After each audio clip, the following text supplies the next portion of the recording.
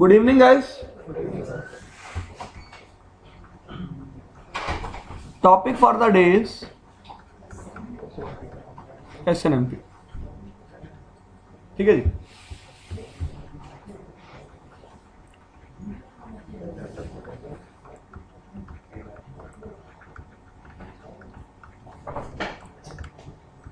Simple network management protocol.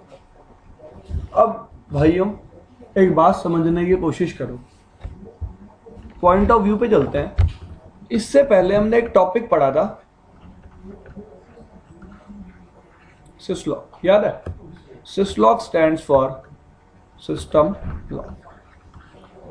हमने यार कुछ ऐसा पढ़ा था कि हम क्या कर सकते हैं, एक सेंट्रलाइज सर्वर रख सकते हैं. क्या रख सकते हैं? Centralised server. अगर किसी भी डिवाइस में कुछ चेंज आता है, क्या आता है? कुछ चेंज. या फिर मैं कहूं, या कोई भी डिवाइस जब क्या जनरेट करता है, कोई लॉग, वो किसके पास भेज देगा? इस सिसलॉक सर्वर के पास. एग्री? इसका मतलब नेटवर्क में जितने भी लॉग्स जनरेट होंगे पूरे नेटवर्क में, वो तो मैं एक डिवाइस पे कलेक्ट कर ही रहा हूं. What is the benefit of using SNMP? वो अलग बात है, अभी आते हैं उस बात पे. रिमोटली एक्सेस करने वाली बात, वो SNMP का एक फीचर है. जैसा ये बोल रहे हैं, वो एक SNMP का फीचर है कि आप उसके थ्रू रिमोटली एक्सेस भी कर सकते हो. जैसे आप कंपनीज में सॉफ्टवेयर यूज करते होगे, लाइक SolarWinds, एक सॉफ्टवेयर आता है, टूल है. मैं चलो इस बात को कंपनी स्टैंडर्ड पे नहीं लेके जाता, पहले बहुत बेसिक में बता देता हूं. लेट्स से एक कंप्यूटर है, इस पे मैंने क्या डाला,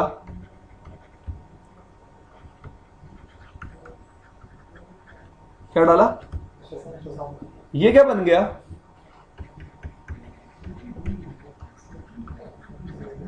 क्या बन गया ये?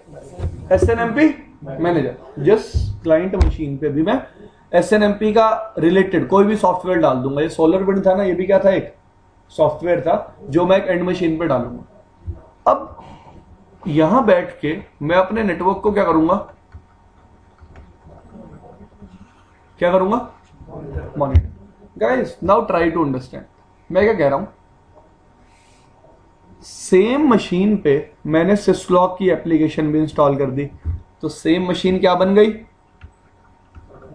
सिसलॉक सर्वर. लेट्स से एक स्विच है जो अपने लॉग्स कंटिन्यूसली किसको सेंड करेगा? सिसलॉक सर्वर को. अब मेरे पास डिवाइस के लॉग्स तो आ ही रहे हैं, तो मेरे को इस क्लाइंट को SNMP मैनेजर क्यों बनाना पड़ा? क्या एक्स्ट्रा बेनिफिट्स हैं लॉग्स के अलावा जो मेरे को कौन देगा? ये SNMP. लेट्स से पहला बेनिफिट, मैं कॉन्टिन्यूसली एक ग्राफ बनाना चाहता हूं. किसके किसके बीच में? डिवाइस की प्रोसेसिंग, या फिर बोलो CPU और टाइम के बीच में क्या बनाना चाहता हूं? ग्राफ. कि भाई 5 मिनट पहले मेरा CPU कितना यूटिलाइज हुआ था और अब मेरा CPU कितना यूटिलाइज हो रहा है. ये काम मैं सिसलॉक से नहीं कर सकता, ये काम मैं सिर्फ किससे कर सकता हूं? SNMP से. एक्स्ट्रा बात हुई. लेट्स से मैं देखना चाहता हूं एक पर्टिकुलर इंटरफेस से कितना ट्रैफिक स्विच हो रहा है. ये काम भी कौन करवा सकता है? SNMP. ठीक है जी. मैं देखना चाहता हूं कि EIGRP का प्रोसेस कितना CPU यूटिलाइज कर रहा है. ये भी मैं किसके थ्रू देख सकता हूं? लेकिन ये सारा काम मैं सिसलॉक के थ्रू नहीं कर सकता. सिसलॉक इसका मतलब क्या है? जो डिवाइस अपने लॉग जनरेट कर रहा है, मैसेज जनरेट कर रहा है, वो सिर्फ एक जगह इकट्ठे हो रहे हैं. मैं अपनी मर्जी से कुछ नहीं देख सकता. या तो मैं उन लॉग्स को देख सकता हूं, अगर मैं चाहूं मैं देख लूं इन लॉग्स की हेल्प से कि EIGRP कितना CPU यूटिलाइज कर रहा है स्विच पे. ये पॉसिबल नहीं. तो SNMP का मतलब है चलते हुए नेटवर्क को मॉनिटर करना. क्या करना? चलते हुए नेटवर्क को मॉनिटर करने का क्या मतलब होता है? अब मैं कहूं कि मैं इस क्लासरूम को मॉनिटर कर रहा हूं, तो मतलब मैंने वहां एक कैमरा लगा रखा है और मैं देख रहा हूं कि इस क्लासरूम में कॉन्टिन्यूसली क्या हो रहा है. इन अ सिमिलर वे मैंने नेटवर्क में हर डिवाइस को क्या बनाया हुआ है? क्या बनाया हुआ है? SNMP agent. इसका मतलब जो मैनेज करेगा तो वो तो क्या कहलाएगा, एसएनएमपी मैनेजर, और जो मैनेज होगा वो क्या कहलाएगा, एसएनएमपी एजेंट। एग्री। सबसे पहला क्वेश्चन जो माइंड में आता है, सर ये बंदा या ये बंदा, ये दोनों आपस में बात करेंगे, ये दोनों आपस में बात करेंगे तो कम्युनिकेशन कैसा होगा। लेट्स से जब मैं कहता हूं दो यूजर आपस में बात कर रहे हैं, एक यूजर सर्वर को एक्सेस कर रहा है, तो कम्युनिकेशन टाइप एचटीटीपी हो जाता है, और प्रोटोकॉल कौन सा यूज होता है, टीसीपी। इन अ सेम वे कह रहा हूं मैं, एसएनएमपी मैनेजर और एसएनएमपी एजेंट बात कर रहे हैं आपस में, तो कम्युनिकेशन क्या होगा गाइस, क्या होगा, यूडीपी बेस्ड। जब एसएनएमपी मैनेजर इस पर्टिकुलर सर्वर से, इस एसएनएमपी एजेंट से बात करेगा, तो ये यूज करेगा पोर्ट नंबर 161।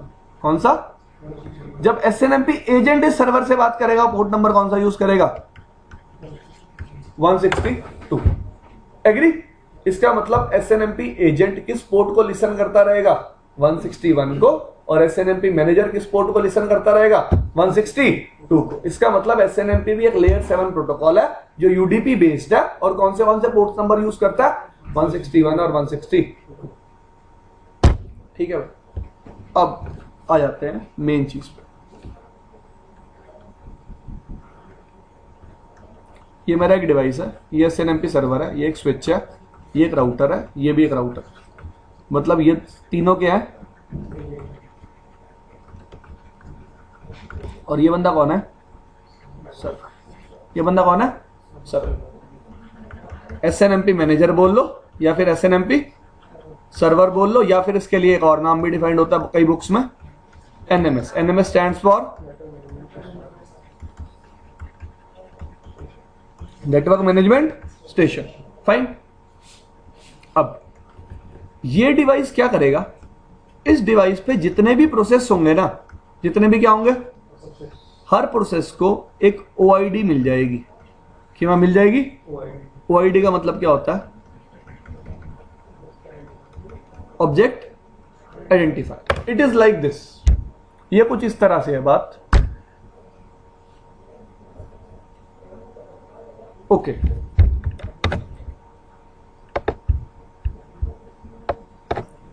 मेरे कंप्यूटर पे मल्टीपल प्रोसेस चल रहे हैं, सबको दिख रहे हैं। अब यार अगर मेरे को किसी प्रोसेस के डाउन होने की इंफॉर्मेशन मैंने अपने एसएनएमपी मैनेजर को देनी है, तो मेरे को प्रोसेस का नाम भेजना पड़ेगा। प्रोसेस का नाम हेडर में डालना पॉसिबल नहीं है, तो मैंने राउटर या स्विच पे हर प्रोसेस के लिए पहले से क्या स्पेसिफाई कर दिया, एक ओआईडी। क्या स्पेसिफाई कर दिया, एक ओआईडी, जो मैनेजर को भी पता होगी और एजेंट को भी। ठीक है जी, क्योंकि मैं हर प्रोसेस का नाम लेके काम नहीं कर सकता, इसलिए हर प्रोसेस को क्या दे दी गई है, एक ओआईडी। हर इंटरफेस को क्या दे दी गई है, एक ओआईडी। ठीक है जी।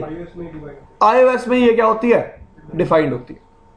आपका एसएनएमपी ये जो मैनेजर है ना, ये जीयूआई बेस्ड होता है एक्चुअली। क्या होता है ये, तो जीयूआई बेस्ड में आपको पता ही नहीं चलता ओआईडी है क्या।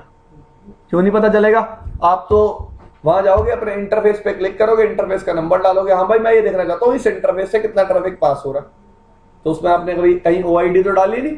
ओआईडी मतलब उस सॉफ्टवेयर के बैक एंड पे चल रही है। मैं आपको सिर्फ बता रहा हूं कि एजेंट और मैनेजर आपस में एक दूसरे को कैसे बताएंगे कि वो कौन सी इंफॉर्मेशन एब्स्ट्रैक्ट करना चाहते हैं। एब्स्ट्रैक्ट करने का मतलब दूसरे से लेना, निकालना। ठीक है जी। तो राउटर स्विच कोई भी डिवाइस होगा, वो हर प्रोसेस को क्या दे देगा, एक ओआईडी दे दी। ओआईडी स्टैंड्स फॉर ऑब्जेक्ट आइडेंटिफायर। ठीक है जी। अब ये डिवाइस बाय डिफॉल्ट क्या करेंगे, तीनों डिवाइस जो भी एजेंट होंगे बाय डिफॉल्ट एक एमआईबी बनाएंगे। क्या बनाएंगे, MIB. MIB stands for management interface information base. MIB में क्या इंफॉर्मेशन रखेंगे, एमआईबी में क्या इंफॉर्मेशन होगी, जो भी ओआईडीज हैं उनका स्टेटस क्या है। ठीक है जी। स्टेटस मतलब जैसे मैं कहूं EIGRP प्रोसेस के लिए एक ओआईडी है, उसका स्टेटस क्या है, EIGRP प्रोसेस चल रहा है या फिर नहीं चल रहा। उसकी सीपीयू यूटिलाइजेशन क्या है, ये सारी चीजें कहां सेव रहेंगी, एमआईबी में। हर डिवाइस क्या बना के रखेगा अपनी, एक MIB. MIB stands for management information base. This thing is clear. अब जैसे कि मैंने शुरू में एग्जांपल लिया था, मैं मैनेजर पे बैठ के क्या देख रहा हूं कि मेरे डिवाइस की सीपीयू यूटिलाइजेशन क्या है इन टर्म्स ऑफ टाइम। ये ग्राफ हो सकता है, हो सकता है कि भाई यहां पे ये थी सीपीयू यूटिलाइजेशन, इस पॉइंट ऑफ टाइम पे ये थी, इस पॉइंट ऑफ टाइम पे ये थी, फिर क्या हो रही है, डिक्रीज हो रही है। इसका मतलब क्या है, ट्राई टू अंडरस्टैंड। हमारा जो एसएनएमपी मैनेजर है वो पीरियोडिकली खुद को क्या करता रहता है, अपडेट। खुद को क्या करता रहता है, अपडेट। इसका मतलब जैसे मैंने सीपीयू यूटिलाइजेशन के लिए ग्राफ चला रखा है, हर 20 सेकंड के बाद जो भी टाइम ड्यूरेशन होगी डिफाइंड होगी, हर उस टाइम ड्यूरेशन के बाद मैं एजेंट से पूछूंगा, हाँ भाई अपनी सीपीयू यूटिलाइजेशन बता, वो बताएगा और मैं ग्राफ में उस इंफॉर्मेशन को क्या कर दूंगा, अपडेट। और मैं अकॉर्डिंगली ग्राफ बनाता रहूंगा, क्योंकि मेरे को टाइम टू टाइम सामने वाले डिवाइस की क्या पता चलती रहेगी, CPU utilisation. This thing is clear. कोई प्रॉब्लम किसी को नहीं। अब ऐसे तो एजेंट में प्रॉब्लम आ गई एक, कि एजेंट कभी भी अनसॉलिकेटेड मैसेज भेज ही नहीं पाएगा। कौन सा मैसेज नहीं भेज पाएगा, अनसॉलिकेटेड। सॉलिकेटेड और अनसॉलिकेटेड का मतलब क्या होता है, हमेशा याद रखना। सॉलिकेटेड का मतलब होता है जो चीज एक टाइम ड्यूरेशन के बाद होती है, जो चीज एक टाइम ड्यूरेशन के बाद होती है। और अनसॉलिकेटेड का मतलब होता है जैसे ही मुझे जरूरत पड़ी मैंने वो चीज कर ली। इट इज लाइक दिस कि मेरे पेरेंट्स ने मुझे बोला हम आपको महीने में एक बार पॉकेट मनी देंगे 2000 रुपए। 1 तारीख को मिलती रही, अगली 1 को ही मिलेगी, बीच में पॉकेट मनी अब नहीं मिलेगी। लेट से मेरे 20 तारीख को पैसे खत्म हो गए तो मुझे 30 तारीख तक क्या करना पड़ेगा, वेट। और अनसॉलिकेटेड क्या हुआ, मेरे 20 को पैसे खत्म हुए, 20 को ही बोल दिया अगले महीने की दे दो। दिस इज अनसॉलिकेटेड, जो टाइम ड्यूरेशन पे डिपेंडेंट नहीं है। मैंने अभी आपको 1 मिनट पहले क्या बताया कि मेरा जो एसएनएमपी मैनेजर है वो मेरे एसएनएमपी एजेंट्स को टाइम टू टाइम क्या करता रहता है, अपडेट। उनसे अपडेट लेता रहता है, हाँ भाई मुझे ये इंफॉर्मेशन कॉन्टिन्यूसली आप देते रहो। लेकिन अगर ये एसएनएमपी एजेंट कोई अनसॉलिकेटेड इंफॉर्मेशन देना चाहते हैं तो ये वो भी दे सकते हैं। ऐसा नहीं है टाइम ड्यूरेशन का वेट करेंगे। Those particular kind of information are called traps. SNMP traps. SNMP traps क्या होते हैं, ये ऐसे मैसेजेस होते हैं जो कौन जनरेट करता है, एजेंट। जब भी क्या होता है, कोई चेंज होता है। लेट से चलता चलता ईआईजीआरपी का प्रोसेस क्या हो गया, डाउन हो गया, ओवर यूटिलाइजेशन ऑफ सीपीयू की वजह से। तो इसको, इस पर्टिकुलर इंफॉर्मेशन को एसएनएमपी मैनेजर को देगा कौन, एजेंट देगा। किस मैसेज की फॉर्म में, ट्रैप की फॉर्म में। ठीक है भाई। किसी ने क्या किया, आपके डिवाइस पे एक कुछ कॉन्फ़िगर कर दिया। कॉन्फ़िगरेशन करने से लेट से राउटर पे एक एक्स्ट्रा प्रोसेस चल गया। क्या चल गया, एक एक्स्ट्रा। इस एक्स्ट्रा प्रोसेस की इंफॉर्मेशन भी कौन देगा, मैनेजर को। एजेंट देगा किस मैसेज की फॉर्म में, ट्रैप की फॉर्म। तो जितने भी अनसॉलिकेटेड मैसेजेस आपके एजेंट को मैनेजर को भेजने होंगे, किस फॉर्म में भेजेगा, ट्रैप की फॉर्म में। अब यार ट्रैप के साथ ना एक प्रॉब्लम है कि ट्रैप के लिए कोई एक्नॉलेजमेंट नहीं है। ट्रैप मैसेज के लिए कभी भी कोई एक्नॉलेजमेंट नहीं होती। तो कभी भी एजेंट को यह चीज कंफर्म नहीं होती कि ये ट्रैप मेरे सर्वर तक पहुंचा या फिर नहीं पहुंचा। इस चीज को रिजॉल्व करने के लिए मैं एक नया टाइप ऑफ ट्रैप लेके आया जिसको बोलते हैं इन्फॉर्म रिक्वेस्ट। क्या बोलते हैं, इन्फॉर्म रिक्वेस्ट। अब मैं क्या कर सकता हूं डिवाइस पे, try to understand, it's on me कि मैं कौन से प्रोसेसेस को, आपको पता है सेवर्टी लेवल होता था डिवाइस पे, सेवर्टी लेवल अभी भी है। ऐसे कर सकता हूं मैं, सेवर्टी लेवल 4 तक जितने भी मैसेजेस, जितने भी प्रोसेसेस में प्रॉब्लम्स आएगी वो क्या जनरेट करेंगे, इन्फॉर्म रिक्वेस्ट। लेकिन 4 से 7 तक जिनमें भी प्रॉब्लम आएगी वो क्या जनरेट करेंगे, ट्रैप। क्योंकि ट्रैप के लिए कोई एक्नॉलेजमेंट नहीं होगी, लेकिन इन्फॉर्म रिक्वेस्ट के लिए क्या होगी। जैसे मैंने आपको बताया था सिस लॉग के केस में, सेवर्टी लेवल 2 पे एक लॉग जनरेट होता है प्लेटफॉर्म वाला। कौन सा लॉग जनरेट होता है, प्लेटफॉर्म। ये है, क्या बोलते हैं इसको यार, प्लेटफॉर्म क्या होता है वो, कुछ याद कर।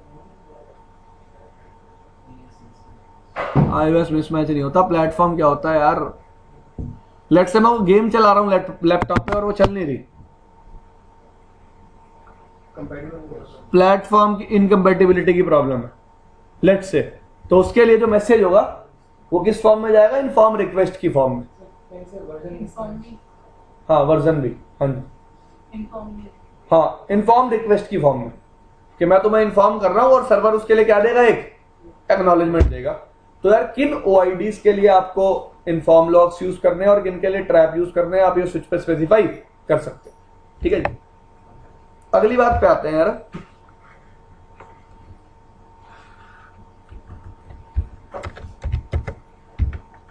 जो आपका SNMP मैनेजर है, कौन है? इस बंदे का क्या काम है?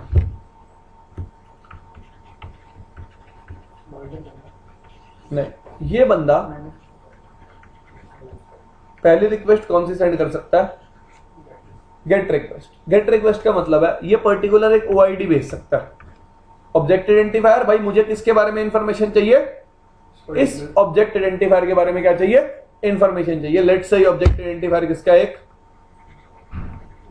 इंटरफेस का। भाई मुझे इस इंटरफेस की इंफॉर्मेशन चाहिए, स्टेटस चाहिए आपका या डाउन है। दूसरी रिक्वेस्ट कौन सी होती है?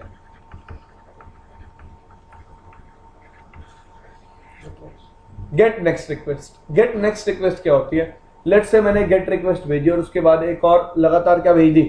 Gate request. तो वो रिक्वेस्ट कैसी मार्क हो जाएगी? Get next request. यार लेट्स से मैं एक एजेंट हूं, मेरे पास आप दो रिक्वेस्ट नहीं भेज रहे, एक दो रिक्वेस्ट अलग अलग भेज रहे हो, तो पहली रिक्वेस्ट कैसी आएगी? Get request. और दूसरी कैसी आएगी? Get next request. इसमें भी आप क्या करोगे? गेट नेक्स्ट में तो सेम ही पूछा है, तब आएगी एक डिफरेंट इंटरफेस के बारे में। हाँ, और अगर कुछ और पूछा हो तो वो गेट रिक्वेस्ट हो जाएगी नॉर्मल, जैसे आप किए थे गेट रिक्वेस्ट। ठीक है जी। लेट्स से मैं सेम टाइप ऑफ वेरिएबल को चेंज कर रहा हूं। ओके, मैं एक एग्जांपल देता हूं आपको। आपके पास नेटवर्क आईडी होती थी, ऐसे कुछ नेटवर्क आईडी थी, इसके अंदर होस्ट क्या होते थे? ठीक है जी। अब डिवाइस आपका जब ओआईडी बनाता है ना, तो लेट्स से इंटरफेस के लिए ओआईडी बनानी है, तो एक पहला पार्ट क्या रहेगा हर ओआईडी के लिए? सेम। इंटरफेस नंबर के अकॉर्डिंग लास्ट में बिट्स क्या हो जाएंगी? डिफरेंट। मैं क्या बताना चाहता हूं, लेट्स से ये 32 बिट की ओआईडी फील्ड यूज कर रहा है। कितने बिट की? तो कितने बिट्स होंगी टोटल? 32। मैं क्या कहना चाहता हूं, जैसे मैं एक नेटवर्क बनाता था, नेटवर्क आईडी में 24 बिट नेटवर्क के हर होस्ट के सेम होते थे। इन अ सेम वे मैं क्या कह रहा हूं, ओआईडी जब मैं बनाऊंगा इंटरफेसेस के लिए, तो पहले कुछ बिट्स क्या रखूंगा? सेम, और लास्ट के बिट को सिर्फ क्या कर दूंगा? डिफर। ठीक है जी। तो लेट्स से मैंने एक इंटरफेस के लिए गेट रिक्वेस्ट भेजी और फिर मैंने दूसरी रिक्वेस्ट भी दूसरे इंटरफेस के लिए भेजी, तो वो रिक्वेस्ट कैसे जाएगी? Get next request. Next request. लेकिन आपने गेट रिक्वेस्ट भेजी इंटरफेस के लिए और दूसरी भेजी एक EIGRP के प्रोसेस के लिए, तो वो कैसे जाएगी? Get normal request. मतलब अगर मैं एक ही ओआईडी के साथ, एक ही ओआईडी में जो डिवाइडेड चीजें हैं उनके लिए मल्टीपल रिक्वेस्ट भेज रहा हूं, तो पहली कैसी होगी? गेट, और दूसरी कैसी होगी? Get next. ठीक है जी। दूसरी बात पे आते हैं, तीसरे टाइप की रिक्वेस्ट होती है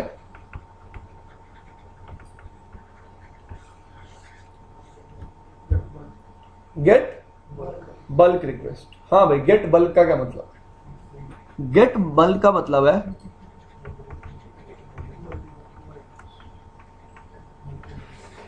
मल्टीपल ओआईडीज के लिए क्या भेजना? रिक्वेस्ट भेजना एक साथ। Instead of sending multiple get next request, you can send a single get bulk request. और चौथे टाइप का मैसेज क्या है जो सर्वर सेंड कर सकता है? हाँ जी, लेट्स से मेरे को मल्टीपल वेरिएबल देखने हैं, मेरे को इंटरफेस भी देखना है, मुझे किसी प्रोसेस की CPU यूटिलाइजेशन भी देखनी है, मुझे यह भी देखना है कि एक पर्टिकुलर इंटरफेस से कितना ट्रैफिक क्या हो रहा है? स्विच। 3 डिफरेंट ओआईडीज होंगी 3 कामों के लिए, तो मैं एक सिंगल मैसेज में भेज दूंगा, रिजल्ट भी किसमें आएगा? एक। जैसे उसमें भी वीलैन के लिए पूरा सिस्लॉग वेरिएंट होता है, पूरा वीलैन को मॉनिटर कर सकते हैं। मैं उसमें सिर्फ ट्रैफिक को कॉपी कर रहा हूं जो यूजर सेंड कर रहा है। अगर मैं स्पैन की बात करूं, मैं किसी डिवाइस को मॉनिटर नहीं कर रहा। ठीक है जी। मैं तो इंटरफेस पे रिसीव होने वाले ट्रैफिक को मॉनिटर कर रहा हूं और यहां मैं डिवाइस की परफॉर्मेंस को मॉनिटर कर रहा हूं। ठीक है जी, this is the basic difference. Last request आती है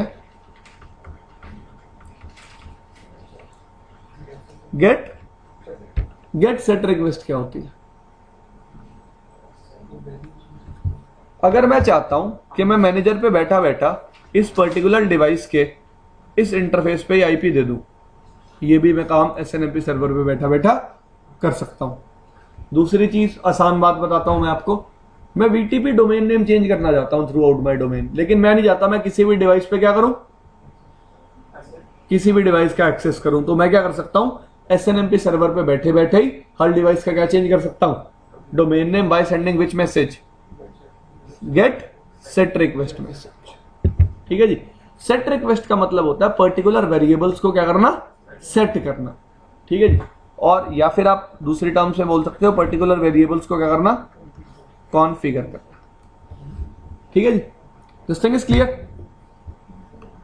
इसका मतलब अगर मैं ये मैनेजर है तो ये 4 तरह की रिक्वेस्ट सेंड कर सकता है, और ये एजेंट है, ये 2 तरह से रिप्लाई कर सकता है, या तो ट्रैप की फॉर्म में या फिर इनफॉर्म रिक्वेस्ट की फॉर्म। ठीक है जी, इतनी बात खत्म। अब बात करते हैं यार, एसएनएमपी में 3 वर्जन थे मेरे पास। कितने वर्जन थे? 3। पहला वर्जन आया एसएनएमपी वर्जन 1। वो क्या कहता है, एसएनएमपी वर्जन 1 में सिर्फ 2 ही टाइप के मैसेज हैं,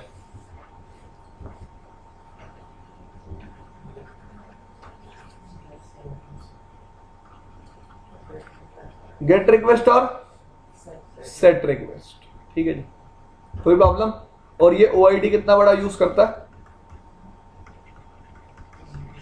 कितना बड़ा, 32 बिट का।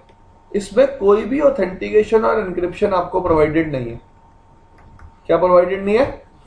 ऑथेंटिकेशन और, अब ऑथेंटिकेशन क्या होती है? हाँ जी, आप लोग मुझे डिफरेंशिएशन करके बता सकते हो क्या होता है डिफरेंशिएशन ऑथेंटिकेशन और एनक्रिप्शन में? हाँ भाई, ऑथेंटिकेशन क्या होती है? ऑथेंटिकेशन मतलब एक तरीका पासवर्ड हो गया, अगर दोनों तरफ से कम्युनिटी स्ट्रिंग दोनों साइड सेम होगी तभी काम होगा। इन नॉर्मल टर्म्स बताओ ऑथेंटिकेशन क्या होती है? ऑथेंटिकेशन का मतलब होता है guys, who is allowed. Let's say एक एग्जांपल लेते हैं। आप इस जगह गए हुए हो, कितने लोग नेट बैंकिंग यूज करते हैं? सब लोग यूज करते हैं। एक एग्जांपल देता हूं आपको, ट्राई करना कभी लाइफ में। एटीएम पे जाना, ठीक है, अपना एटीएम कार्ड मशीन में डालना, 100 रुपए निकलवाना। जितनी देर में आपके हाथ में पैसे होंगे उतनी देर में ये सेम इंफॉर्मेशन वेबसाइट पे भी क्या होगी, अपडेटेड होगी कि आपके अकाउंट से 100 रुपए कट चुके हैं। यस और नो? तो इसमें ऑथेंटिकेशन कहाँ थी और एनक्रिप्शन कहाँ थी? देखो, पिन तो भाई ऑथेंटिकेटेड, एनक्रिप्टेड थोड़ा ना पिन, वो तो स्टार की फॉर्म में जा रहा है सिर्फ, दैट इज नॉट एनक्रिप्टेड, क्योंकि आप सही पिन डाल रहे हो। वो तो ऑथेंटिकेशन ही हो गई ना, ये एनक्रिप्शन क्यों आई? क्योंकि मैं सेम पिन डालूंगा तभी तो पैसे कटेंगे, वरना कभी पैसे कटेंगे? आपके पास मैसेज साथ आ जाएगा, भाई आपका एटीएम किसी ने यूज करने की कोशिश की है। ऐसा मैसेज भी आप लगा सकते हो, लगाना चाहो एटीएम पे तो। लेट्स से एक यूजर गया, उसने अपना पासवर्ड डाला, इस पर्टिकुलर प्रोसेस को क्या बोलते हैं, ऑथेंटिकेशन। और जैसे ही यहां पे क्या हुई, कुछ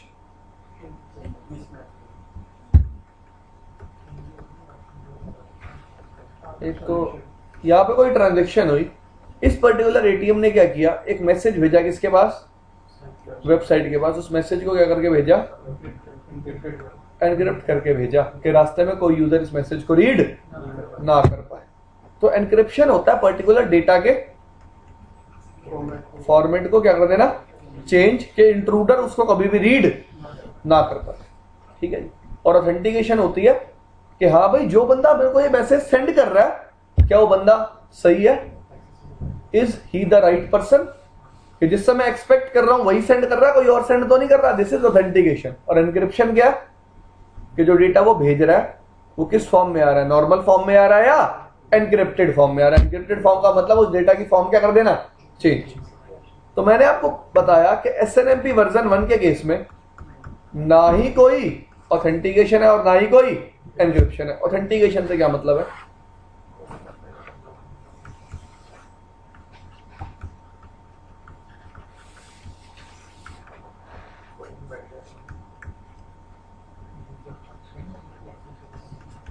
ये मैनेजर है और ये कौन है, यहां भी एक नॉर्मल कंप्यूटर लगा हुआ था, इसने भी अपने आप को क्या बना लिया, मैनेजर बना लिया। कोई रोक थोड़ा सकता है, आप कोई रोक सकता है? हाँ रोक सकते हो आप। देखो कैसे, समझो ना इस बात को।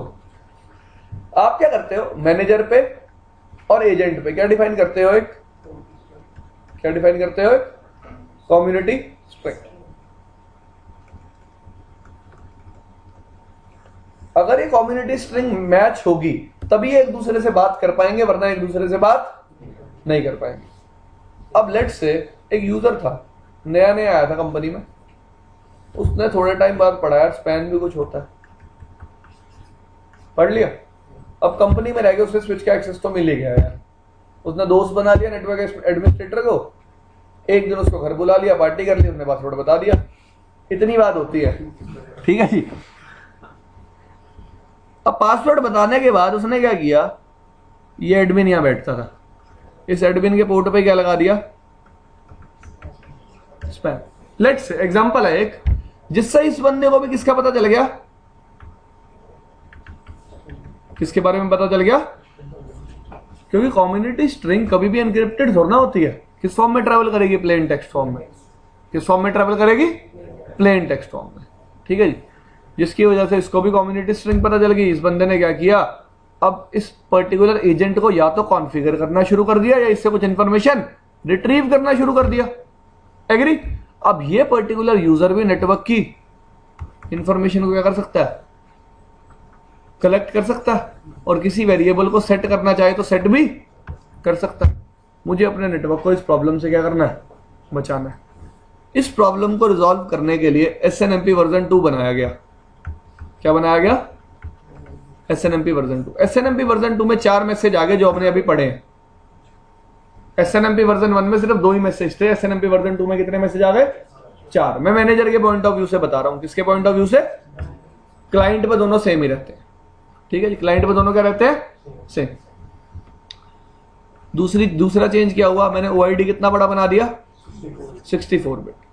लेकिन इसमें भी मैं ऑथेंटिकेशन और एनक्रिप्शन नहीं डाल पाया, जिससे प्रॉब्लम फिर वही रहेगी कि कोई भी अपने आप को क्या बना सकता था, एसएनएमपी सर्वर। क्योंकि कम्युनिटी स्ट्रिंग का पता लगाना मुश्किल नहीं था। कम्युनिटी स्ट्रिंग क्या होती है, एक प्लेन टेक्स्ट फॉर्म में एक पासवर्ड होता है जिसका कोई भी पता लगा सकता है, अगर उसको नेटवर्किंग की थोड़ी बहुत नॉलेज भी है तो फाइन। वो बाद की बात है, वो मैं अपने एजेंट का एक्सेस दे रहा हूं किसी को, तो मैं बता रहा हूं वो रीड कर सकता है या फिर राइट कर सकता हूं, कॉन्फ़िगरेशन के टाइम पे बताऊंगा, ठीक है। तीसरा है मेरे पास एसएनएमपी वर्जन 3। इसमें ऑथेंटिकेशन भी है और एनक्रिप्शन भी है। गद्दा मंगवा दूं, बता। ऑथेंटिकेशन का मतलब है कि दोनों एंड में मैं क्या स्पेसिफाई करूंगा, एक पासवर्ड। अगर वो पासवर्ड मैच करेगा तभी वो डिवाइस एक्सेस होगा, अगर वो पासवर्ड मैच नहीं करेगा वो डिवाइस एक्सेस नहीं होगा। तो किसी ने मेरे से क्वेश्चन पूछा, सर कम्युनिटी स्ट्रिंग तो पिछले केस में भी थी, इसमें आपने पासवर्ड स्पेसिफाई करके नया क्या कर लिया। मैंने नॉर्मली बोला इस बार पासवर्ड किससे एनक्रिप्ट कर दूंगा मैं, MD5 से, तो कोई मेरे पासवर्ड को कभी भी रीड नहीं कर पाएगा। दूसरी बात, एनक्रिप्शन क्या कह रही है, एनक्रिप्शन बता रही है कि जो एसएनएमपी मैसेजेस एक्सचेंज स्विचेस कर रहे हैं, डिवाइसेस कर रहे हैं, राउटर्स के साथ हैं, स्विचेस के साथ हैं, वो सारे मैसेजेस क्या कर सकता हूं मैं, एनक्रिप्ट कर सकता हूं कि कोई उसको रीड भी ना कर पाए। कौन सी एल्गोरिथम यूज करके, DES 3DS, जो भी एल्गोरिथम्स अवेलेबल होंगे किस पे, आपके डिवाइस पे, ठीक है जी। तो ये थे आपके 3 वर्जन। अब देख लेते हैं इसकी थोड़ी सी कॉन्फ़िगरेशन।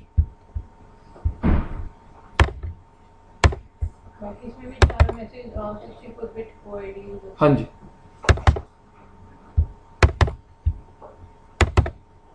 तो कई जगह SNMP V2C लिखा होता है, वर्जन V2C। एक मिनट यार, पढ़ा था ये भी मैंने, बता देता हूँ आपको।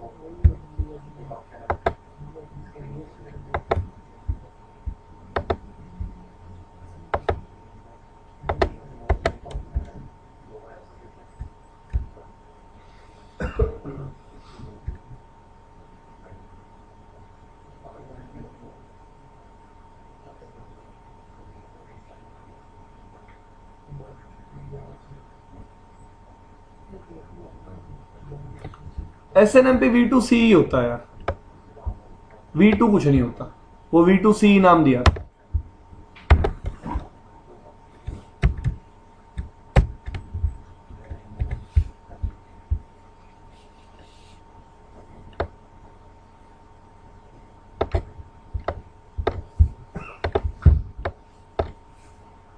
तो ये इसने SNMP के 3 वर्जन्स के बारे में बताया, आप देख सकते हो। ठीक है जी। तो इसमें कम्युनिटी स्ट्रिंग यूज होती है, क्या यूज होते हैं? यूजर नेम और पासवर्ड्स, फाइन। और इसमें ऑथेंटिकेशन भी है और एनक्रिप्शन भी है। ये जो SHA और MD5 है यार, ये जो एल्गोरिथम है ऑथेंटिकेशन के लिए यूज होती है। और ये जो AES, DES, 3DES, ये जितनी भी एल्गोरिथम है, ये सारी किसके लिए यूज होती है? अब आप पूछोगे सर DES, 3DES और AES में फर्क क्या है? अगर मैं बात करूं आपकी DES की, DES आपकी 128 बिट होती है, 3DS की बात करूं वो 192 बिट होती है, और AES की बात करूं वो 256 बिट। 256 बिट से मतलब क्या है? जो आपका हैश कोड आखिरी में कैलकुलेट होगा, एक्चुअली क्या होता है, मैं डेटा को एनक्रिप्ट करने के बाद एक की लगा देता हूं उस डेटा के साथ। वो की कितनी बड़ी होगी? ठीक है जी, क्योंकि जितनी बड़ी की होगी उस की को डिक्रिप्ट करने में उतना ही ज्यादा टाइम लगेगा, याद रखना। 2 की पावर होती है ना, यू कैन से यस, 2 की पावर होती है, क्योंकि बिट्स हैं। तो मैं आपको पहले SNMP वर्जन 1 का एग्जांपल दिखाता हूं। बहुत आसान है SNMP वर्जन 1 कॉन्फ़िगर करना। अब आप कहोगे सर पहले तो मैं मैनेजर की कॉन्फ़िगरेशन बताओ। भाई मैनेजर पे कुछ नहीं कॉन्फ़िगर करना, आपको सॉफ्टवेयर इंस्टॉल करना है। ठीक है जी, मैनेजर पे आपको सिर्फ क्या करना है? Software install. और हर एजेंट को किसके बारे में बताना है? उस मैनेजर के बारे में। तो मैंने क्या किया, एक ACL बनाई। क्या बनाई? एक। अब ACL किस लिए बना रहा हूं? मैंने अभी आपको बताया कि SNMP वर्जन 1 और 2 के केस में मेरे पास ऐसा कोई तरीका नहीं था जिससे मैं पता लगा पाऊं, हाँ भाई जो मैनेजर मुझे एक पर्टिकुलर इंफॉर्मेशन रिट्रीव करने के लिए रिक्वेस्ट भेज रहा है, वो एक सही मैनेजर भी है या नहीं है, एक ऑथोराइज्ड मैनेजर भी है या नहीं है। तो मैं डिवाइस पे क्या बना सकता हूं? हर एक ACL में मैं सिर्फ उन्हीं IPs को कॉल करूंगा जो मेरे क्या होंगे? मैनेजर्स। बाकी मैनेजर्स अपने आप ही क्या हो जाएंगे? बाकी मैनेजर अपने आप ही क्या हो जाएंगे? डिनाई। लेट से मेरे नेटवर्क में एक मैनेजर था, मैंने एक ACL बनाई, उसी मैनेजर को परमिट कर दिया। अब कोई और मैनेजर मेरे नेटवर्क को एक्सेस नहीं कर सकता, मेरे एजेंट को एक्सेस नहीं कर सकता। तो मैंने एक ACL बनाई। दूसरी चीज देखो मैंने क्या लिखा, SNMP सर्वर कम्युनिटी स्ट्रिंग का मतलब है वो पासवर्ड जो सर्वर और एजेंट दोनों पे डिफाइन हो। ठीक है जी। RO का मतलब है रीड ओनली एक्सेस का मतलब क्या है? सिर्फ हम क्या कर सकते हैं? रीड कर सकते हैं। और RW का मतलब क्या है? Read and right. रीड का मतलब था सिर्फ आप उससे इंफॉर्मेशन ले सकते हो, आप उस पर कुछ चेंजेस, सेट मैसेज आप सेंड नहीं कर सकते। वर्जन 1 में था भी नहीं सेट मैसेज, आपके वर्जन 1 में था ही नहीं। कौन सा मैसेज? Set message. ठीक है जी। इसका मतलब है मैं वहां बैठ के यहां पे कोई कॉन्फ़िगरेशन राइट नहीं कर सकता, सिर्फ मैं क्या कर सकता हूं? रीड कर सकता हूं। ठीक है जी। उसके बाद SNMP सर्वर होस्ट एड्रेस का मतलब आपके SNMP सर्वर का IP। उसके बाद कम्युनिटी स्ट्रिंग, ये ट्रैप टाइप कुछ भी नहीं होता, लीव इट।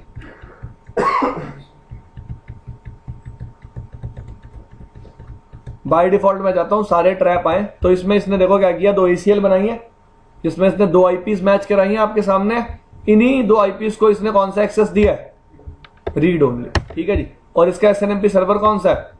3.99। और ये मॉनिटर IT क्या है? मॉनिटर इट क्या है? कम्युनिटी स्ट्रिंग है मेरा। इसका पासवर्ड क्या है? Monitor it. कोई प्रॉब्लम किसी को? अब वर्जन 2 देखो, बिल्कुल सेम है कॉन्फ़िगरेशन। वर्जन 2 में बिल्कुल सेम है, पहले एक ACL बनाई, रीड या राइट एक्सेस दिया, या फिर तीसरा क्या किया, सर्वर के बारे में बताया। ये एक इन्फॉर्म कीवर्ड लगा रखा है इसमें, क्या लगा रखा है, ये जरूरी क्यों है?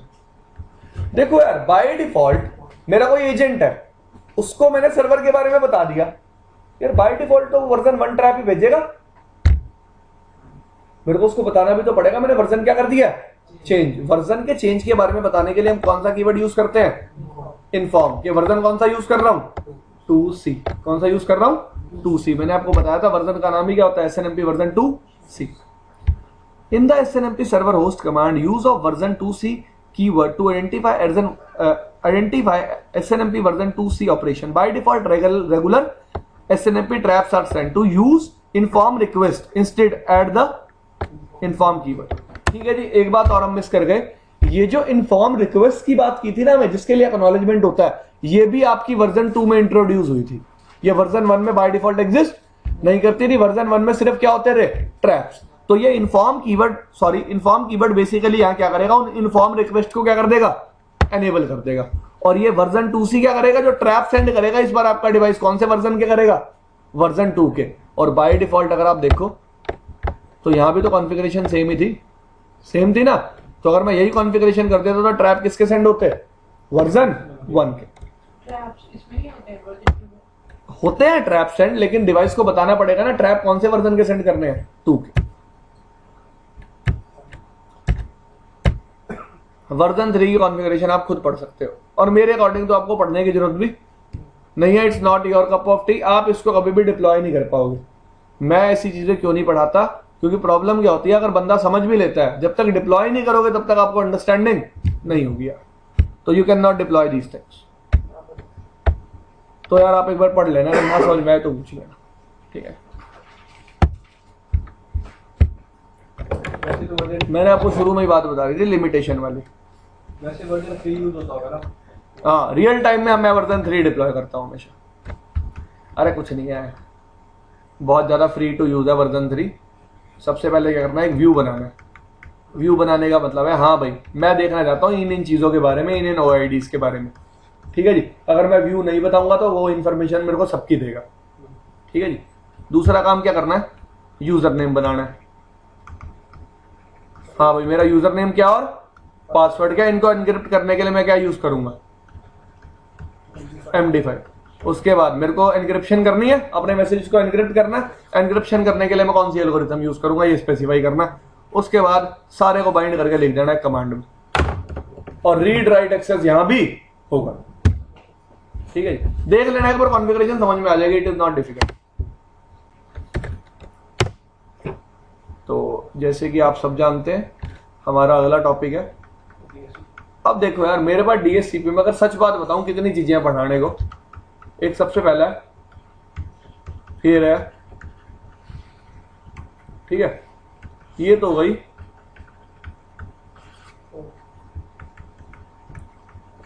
सबसे पहले कौन सा है,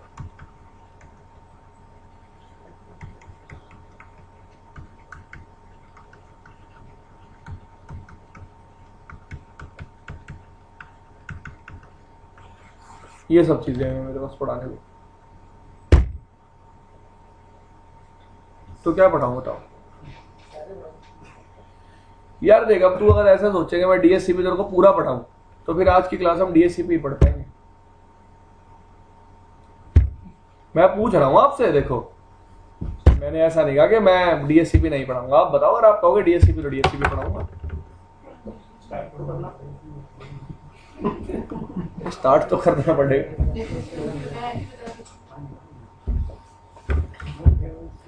कॉन्फ़िगरेशन तो कराओगे करा दूंगा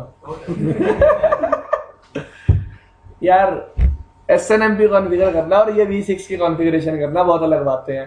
V6 की कॉन्फ़िगरेशन में कमांड तो है, क्या है, और जैसे यहाँ DSCP चलेगा वैसे यहाँ चलेगा, यहाँ भी आएगा DSCP रिले एजेंट। अभी बात कर लेते हैं DSCP क्या होता है, रिले एजेंट क्या होता है। बिट लेवल पे तो नहीं जाना ना,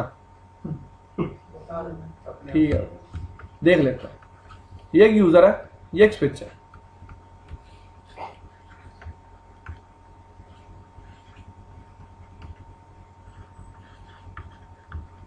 पहले तो कुछ मेरे क्वेश्चंस हैं आप लोगों से। यार लेट्स से ये एक बंदा है, ये एक यूजर है, इसको क्या चाहिए? इतना तो मैं मान के चलूँ ना, आपको ये पता है कि डीएचसीपी मैं किस लिए यूज करता हूँ, आईपी लेने के लिए, ठीक है जी। Dynamic host configuration protocol, UDP based protocol है, पोर्ट नंबर 67 68 यूज करता है। डीएचसीपी का बेसिकली काम क्या है? नेटवर्क्स में आईपी एलोकेट हो जाए। चलो ठीक है, स्टार्टिंग से बात करते हैं। स्टैटिक आईपी एलोकेट करता था मैं, प्रॉब्लम क्या थी? जब मैं यूजर को स्टैटिक आईपी देता था तो प्रॉब्लम क्या थी? मैनुअली देना पड़ता एक तो एडमिन बिजी रहता था, कोई नया ऐड होगा उसके लिए जाओ भाई आईपी दो, उसके लिए ये लो, फिर इतना आईपी का जो रखते थे वो भी वेस्टेज रहता था। अभी इसमें ऑटोमेटिक। चलो ठीक है, पहली बात इन्होंने सही कही कि भाई जितनी भी आईपी प्रोवाइड होती थी स्टैटिकली कौन देता था? एडमिन। अब एडमिन को डेटाबेस बनाना पड़ता था कि मैंने इस सिस्टम को ये आईपी दे दिया। तीसरी बात, नेटवर्क कितना बड़ा बनाना है वो उसका नहीं, वो एडमिन का काम नहीं होता कभी। कोई बात करेंगे। आईपी वेस्ट तो होती थी, कॉन्फ्लिक्ट के एरर भी आते थे क्योंकि यूजर डेढ़ शाणे होते थे। यूजर क्या करते थे? अगर अपनी आईपी पे नेट नहीं चल रहा, अपनी आईपी क्या कर देते थे? तो ये चांस भी हो सकता है कि वो आईपी कहीं और भी चल रही है, जिसकी वजह से क्या हो जाता था? कॉन्फ्लिक्ट। अब 3 प्रॉब्लम थी, ट्राई टू अंडरस्टैंड। पहला, मुझे हर यूजर को स्टैटिकली जाके आईपी ना देने पड़े, आईपी अपने आप मिल जाए। दूसरी प्रॉब्लम, मुझे डेटाबेस ना बनाना पड़े, डेटाबेस अपने आप बन जाए। तीसरी प्रॉब्लम, कॉन्फ्लिक्ट ना हो कभी भी। तो डीएचसीपी सर्वर इन 3 प्रॉब्लम्स का मुझे क्या देगा? सॉल्यूशन। कैसे? हाँ यार, आएंगे उस बात पर। फिर भाग रहे हो तुम।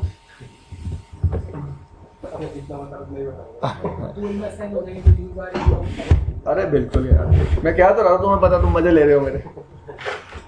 ठीक है जी। अब इस बंदे को एक आईपी चाहिए, इसके पास बाय डिफॉल्ट है क्या? सिर्फ अपना एक मैक एड्रेस। ठीक है जी। तो डीएचसीपी क्या करता है? एक प्रोसेस पे रिलाई करता है, उस प्रोसेस का नाम होता है डोरा, डिस्कवर, ऑफर, रिक्वेस्ट, एक्नॉलेजमेंट। तो लेट्स से पाजी आप एग्जाम देने गए एक, तो जब आप एग्जाम देने गए ना, आपने रियलाइज किया पेन ले जाना भूल गए, तो पाजी क्या करेंगे?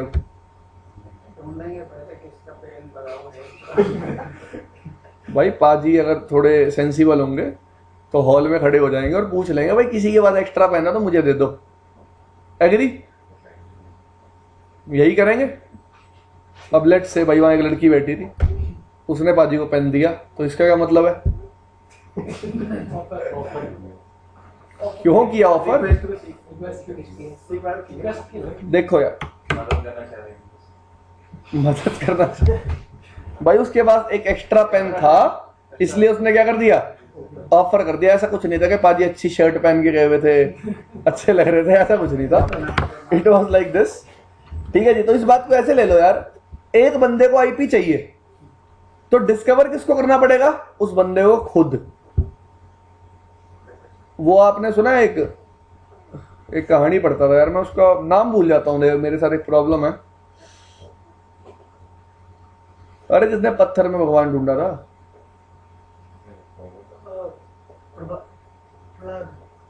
प्रहलाद। एक तो हिस्ट्री भी खराब है। फिर वो कौन था जो अपने माँ बाप को उस पे ले, तराजू पे ले घूमता था? प्रहलाद तो होली पे होता था, है ना?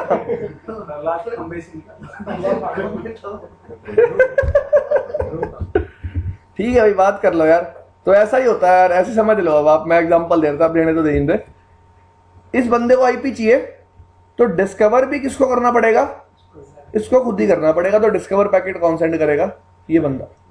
अब ट्राई टू अंडरस्टैंड, मैंने इस पे भी डीएचसीपी पूल बना दिया, इस पे भी क्या बना दिया? एक सेम पूल बना दिया, और इस पे भी क्या बना दिया? एक सेम पूल बना दिया। इसके पास भी जाएगी रिक्वेस्ट, इसके पास भी जाएगी और इसके पास भी जाएगी, तीनों के पास रिक्वेस्ट जाएगी। इसको आईपी मिलेगी किस सर्वर से?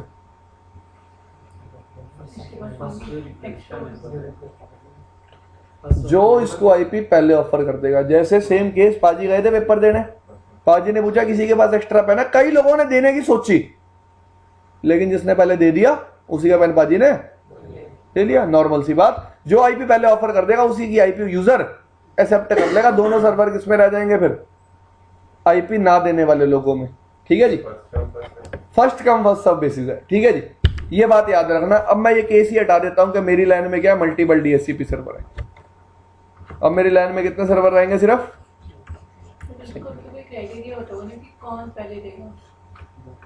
जिसके पास रिक्वेस्ट पहले आएगी।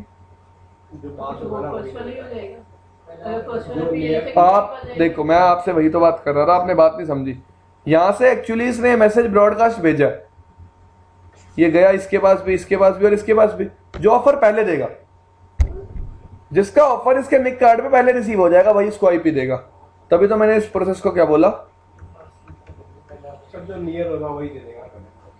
अब फिर यार नियर वाली बात क्यों कर रहे हो? मैं कह रहा हूं तीनों का डिस्टेंस भी सेम है। अब फिर है यार, एक बात था, तेरे गेट पे दो लोग एक साथ कैसे एंटर कर जाएंगे? पहले एक आएगा दूसरा फिर आएगा ना। पैकेट है, क्यू में आएंगे। एग्री और नॉट? ऑफर आ रहा है, क्यू में आएगा ना, एक पहले फिर दूसरा फिर तीसरा। बेशक हो सकता है R3 आईपी दे रहा हो सकता है R2 दे रहा हो सकता है R1 दे रहा हो। हमने रूल क्या बनाया? First come first serve. ठीक है भाई। दूसरी प्रॉब्लम, इस यूजर को आईपी चाहिए, इसने क्या सेंड किया? एक डिस्कवर पैकेट। डिस्कवर क्या था? ब्रॉडकास्ट, जो इसके पास भी गया और इसके पास भी गया। डिस्कवर पैकेट कैसा दिखता देख लेते हैं। डिस्कवर पैकेट की बात करूं तो डीएससीपी लेयर 7 प्रोटोकॉल है। लेयर 4 पे क्या यूज करता है? UDP, port number 68। Source IP क्या होती है डिस्कवर में? डेस्टिनेशन आईपी क्या होती है?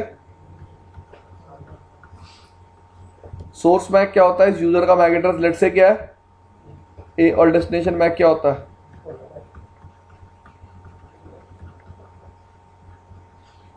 ठीक है जी। इसका मतलब क्या होता है? Layer 2 broadcast. इसका मतलब क्या होता है? Layer 3 broadcast.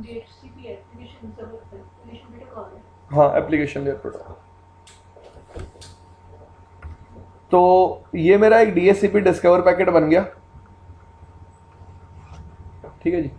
ये इस पर्टिकुलर क्लाइंट ने सेंड किया, स्विच ने इस पैकेट को क्या कर दिया? ब्रॉडकास्ट। क्योंकि लेयर 2 पे ट्रैफिक क्या था? ऑलएफ था। ऑलएफ का मतलब क्या होता है? ब्रॉडकास्ट। अब कई लोगों का ये मानना होता है, ट्राई टू अंडरस्टैंड, कि 255 का मतलब है कि राउटर भी इसको आगे क्या सेंड कर देगा? क्या सेंड कर देगा? ब्रॉडकास्ट। बाय डिफॉल्ट राउटर कभी भी ब्रॉडकास्ट को फॉरवर्ड नहीं करता। बाय डिफॉल्ट राउटर कभी भी ब्रॉडकास्ट को फॉरवर्ड नहीं करता। तो राउटर इस एड्रेस के 255 होने के बावजूद भी कभी भी इस ब्रॉडकास्ट को अपनी बाउंड्री से क्रॉस होने नहीं देगा। ठीक है जी। तो मेरे पास दो केस बनते हैं गाइस। पहला केस कि डीएससीपी सर्वर मेरी लैन में ही एग्जिस्ट करता है, और दूसरा case DSCP server remotely exist करता है। रिमोटली एग्जिस्ट करने का मतलब मेरी लैन में एग्जिस्ट नहीं करता। मैं क्या कहना चाहता हूं, हम एक रूम में बैठे हैं, हम सेम नेटवर्क में हैं। लेट्स से मैं आपका डीएससीपी सर्वर हूं और मैं ही आप सबको आईपी दे रहा हूं, तो मैं भी आपके नेटवर्क का ही पार्ट हूं और आपको क्या प्रोवाइड कर रहा हूं? एक आईपी। एक दूसरा केस मैंने क्या लिया कि दूसरे रूम में एक लड़का बैठा है, वो क्या है? DSCP server. तो मेरा जो डीएससीपी सर्वर है इस बार मेरे नेटवर्क में लाई नहीं करता। डीएससीपी सर्वर एक रिमोट नेटवर्क में लाई करता। तो दोनों केसेस में आईपी लेने का तरीका अलग होगा। ठीक है जी। दोहरा प्रोसेस से यूज होगा, but in a different way use होगा। अभी देखेंगे कैसे। अभी मेरा एग्जांपल है कि मेरा डीएससीपी सर्वर किसमें है? किसमें है? सेम लैन में। ठीक है जी। इस राउटर के पास डीएससीपी की रिक्वेस्ट आई। ये राउटर सबसे पहले क्या देखेगा? अगर मुझे इस बोतल में से पानी पीना है तो सबसे पहली चीज क्या है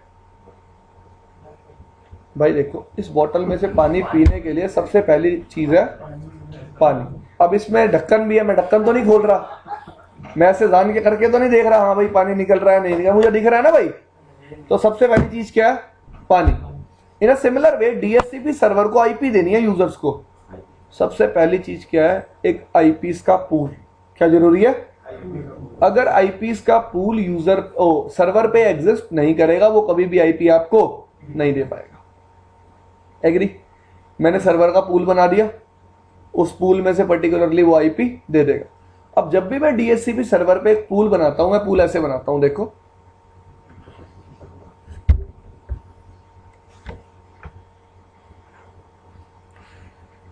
ये कमांड होती है पूल बनाने की guys, IP DHCP pool, pool का नाम, ये क्या है पूल का नाम। उसके बाद मैं क्या स्पेसिफाई करता हूं, नेटवर्क क्या स्पेसिफाई करता हूं, लेट्स से मैं नेटवर्क स्पेसिफाई किया,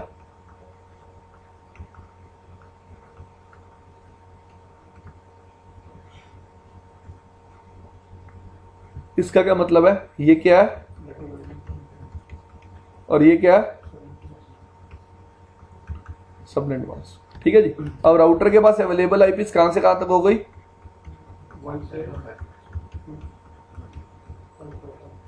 ये बात सबको समझ में आ गई कि राउटर के पास ये अवेलेबल रेंज हो गई आईपीस की। हाँ भाई किसी को ना समझ में आई तो अभी भी पूछ लो। देखो यार 10.1.1.0/24 है, तो इसकी ये नेटवर्क आईडी थी और ब्रॉडकास्ट आईडी आती 10.1.1.255, तो मैंने उसी के बीच की रेंज लिख ली कि यही आईपीस राउटर अपने यूजर को असाइन कर सकता है, ठीक है जी।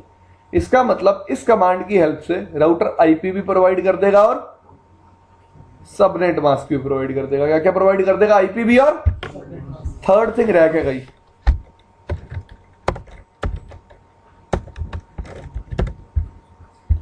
ये देखो जी, जब भी मैं आईपी की बात करता हूं, अगर मैं अपने लैन की बात करूं, प्रॉपर्टीज में जाऊं, IPv4 में आऊं, हाँ बहुत सारी चीजें रहेगी, उससे पहले भी कुछ रह गया,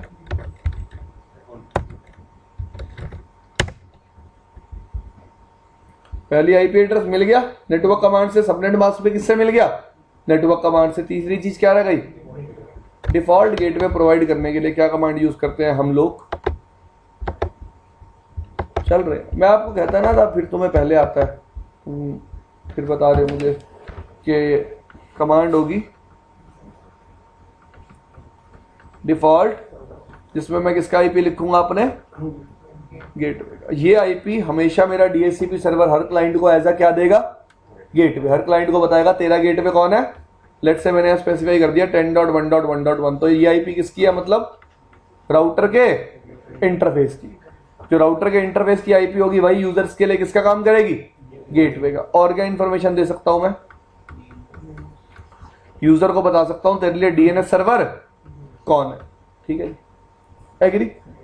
ये थी बात जो आपको आज तक पता था, ये भी पता होगी। मैं एक लीज भी सेट कर सकता हूं। लीज का मतलब होता है टाइम, कि कितने टाइम के लिए ये आईपी मैं यूजर को असाइन कर रहा हूं। Next new thing for you people, मैं डीएचसीपी सर्वर पे और भी 4 चीजें डिफाइन कर सकता हूं, जिनको बोलते हैं,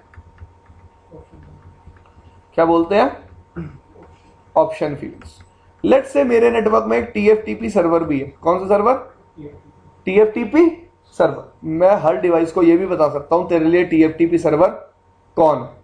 लेट्स से मेरे नेटवर्क में एक POP3 सर्वर भी है, मैं हर डिवाइस को यह भी बता सकता हूं तेरे लिए POP3 सर्वर कौन है। लेट्स से मेरे नेटवर्क में एक WLC भी लगा हुआ है। WLC होता है वायरलेस लैन कंट्रोलर। क्या होता है, वायरलेस लैन कंट्रोलर। मैं हर डिवाइस को यह भी बता सकता हूं तेरे नेटवर्क में WLC कौन है। ये सब कुछ किसके थ्रू बताऊंगा, डीएचसीपी ऑप्शन फील्ड के थ्रू। तो ऑप्शन नंबर है, डिफरेंट डिफरेंट असाइन है। जैसे कि अगर मैं बात करूं आप लोगों से दिखाने के लिए इस चीज को,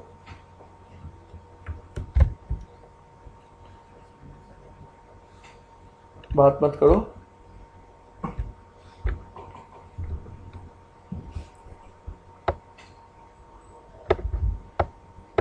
क्या कह रहा है, कॉमन डीएचसीपी ऑप्शन 43 किसके लिए है, WLC के बारे में बताने के लिए। 69 किसके लिए है, SMTP सर्वर के बारे में बताने के लिए। 70 किसके लिए, POP3 मेल सर्वर के बारे में बताने के लिए। और 150 किस लिए, TFTP सर्वर के बारे में बताने के लिए।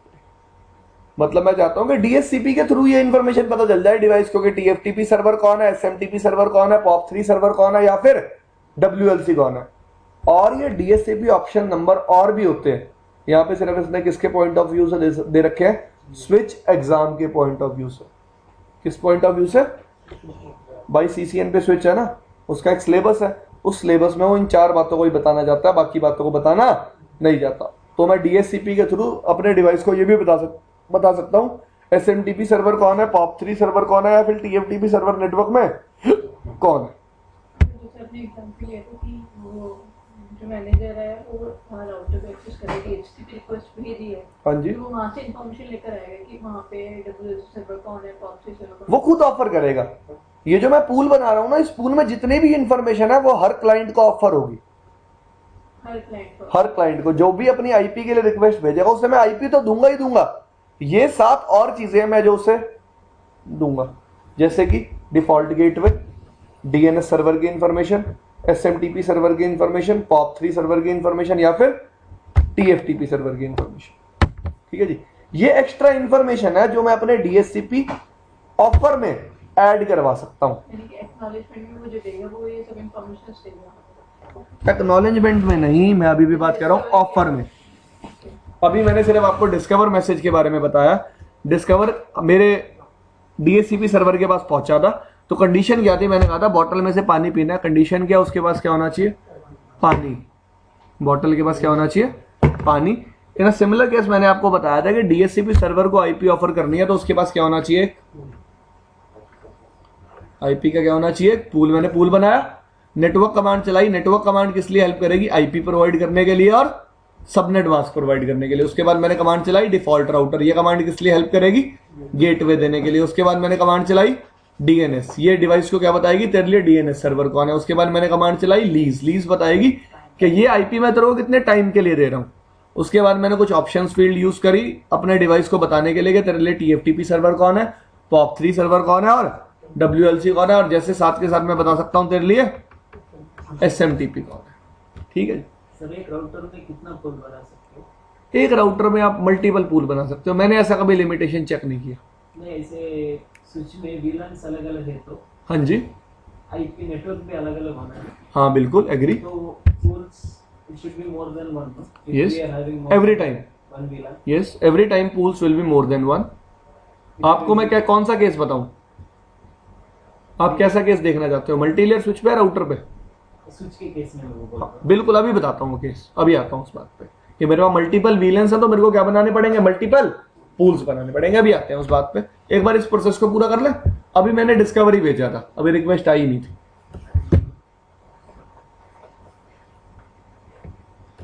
तो मेरा वो डायग्राम क्या है छोटा सा, यहाँ दोबारा बना लेता हूं। तो इस बंदे ने डिस्कवर भेजा, इसने देखा हाँ भाई इसके पास एक आईपी है, पूल में पहली आईपी कौन सी है, लेकिन इसने तभी रियलाइज किया कि ये आईपी तो इस इंटरफेस पे क्या है, असाइंड है। अब इसने दूसरी आईपी कौन सी ऑफर करी, 10.1.1.2। अब देखो, अगर इसने ये आईपी ऐसे ही ऑफर कर दी किसी भी यूजर को, तो यूजर अपने आप को असाइन कर लेगा। There can be a chance ये सेम आईपी नेटवर्क में पहले ही कोई यूज कर रहा है, तो कौन सा एरर आ जाएगा, कॉन्फ्लिक्ट का। और मैंने कहा था DHCP सर्वर को अगर मैं यूज करूंगा तो थर्ड प्रॉब्लम रिजॉल्व हो जाएगी कि कभी भी कॉन्फ्लिक्ट का एरर आपको नहीं मिलेगा। तो इस कॉन्फ्लिक्ट के एरर से बचने के लिए ये DHCP सर्वर क्या करेगा, किसी भी आईपी को ऑफर करने से पहले उस आईपी के लिए क्या सेंड करेगा, क्या सेंड करेगा, पिंग। क्या सेंड करेगा, पिंग। अब आप जब पैकेट को कैप्चर करते हो आपको आर्प दिखती है, ग्रेशियस आर्प नहीं होती, that is not the case.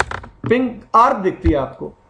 Let's say एक राउटर को एक यूजर को पिंग करना है कनेक्टेड लैन में, तो राउटर के पास सबसे पहले उसका क्या होना चाहिए, मैक एड्रेस। क्या होना चाहिए, उस मैक एड्रेस को रिजॉल्व करने के लिए वो क्या जनरेट करता है, आर्प। तो आपको दिखती क्या है वहां पे, आर्प। एक्चुअली प्रोसेस में डिफाइंड क्या है, पिंग। तो जब भी मेरे राउटर को डुप्लीकेसी चेक करनी है, डुप्लीकेसी चेक करने का मतलब जब भी मेरा राउटर एक आईपी को ऑफर करेगा, उस आईपी को ऑफर करने से पहले उस राउटर उस आईपी पे एक पिंग भेजेगा। अगर रिप्लाई आ जाएगा तो जंप कर जाएगा किस आईपी पे, नेक्स्ट पे। अगर रिप्लाई नहीं आएगा तो ये सेम आईपी क्या कर देगा, ठीक है। ऑफर करी, इसके पास आईपी आई, अब ये बंदा क्या भेजेगा, एक रिक्वेस्ट, और DHCP सर्वर क्या भेजेगा, एक yes you can use this IP, और अपने पास क्या बना लेगा, एक डेटाबेस के मैंने 10.1.1.3 असाइन कर दी किसको, यूजर जिसका मैक एड्रेस क्या है, क्या मैक एड्रेस है उस यूजर का, ए। This thing is clear? कोई प्रॉब्लम, कोई दिक्कत आप में? सर अगर इसका आईपी असाइन हुई है, मान लो मैं नोड शट हो गया इसकी प्रॉब्लम क्या है, वापस रिटर्न हो जाएगी।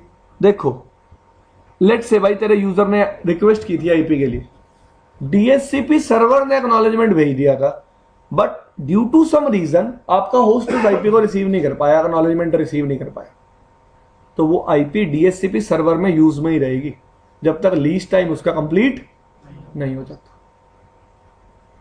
ठीक है, मैं क्या कहना चाहता हूं, लेट्स से इसने भाई ने क्या पूछा, अगर किसी बंदे ने डिस्कवर भेजा, उसको एक आईपी ऑफर हुई, उसने रिक्वेस्ट करी उस आईपी के लिए, सर्वर ने एक्नॉलेजमेंट भेजा, लेकिन वो किसी कारण से यूजर को मिल, जब तक यूजर को एक्नॉलेजमेंट नहीं मिलेगा यूजर उस आईपी को यूज करना स्टार्ट नहीं कर सकता।